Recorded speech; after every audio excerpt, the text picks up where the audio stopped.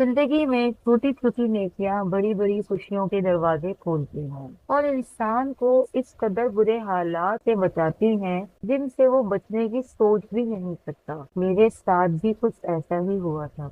मैं अपने कमरे में बैठी फूस फूस कर रो रही थी और अपनी किस्मत को कोस रही थी कि हमेशा मेरे साथ ही ऐसा क्यों होता है, हमेशा मुझे ही क्यों कुर्बानी देनी पड़ती है। मैं जिस चीज की भी चाह करती हूँ वो हमेशा मुझसे ही क्यों छीन ली जाती है। चाहे वो किसी कोई चीज हो या कोई इंसान हो, हमेशा मेरे साथ ही बुरा होता है। मुझे वहां पर बैठे रोते हुए काफी देर गुजर चुकी थी, लेकिन इस दौरान कोई भी कमरे की तरफ नहीं आया था। बाहर मेरी बहन की रुखसती की तैयारियां चल रही थी। मेरी बहन एक शख्स से शादी करने जा रही थी जिससे मैं मोहब्बत करती थी, और मेरी बहन ये बात अच्छी तरह से जानती। इसके बावजूद वो मेरी मोहब्बत पर डाका डाल रही थी। मुझे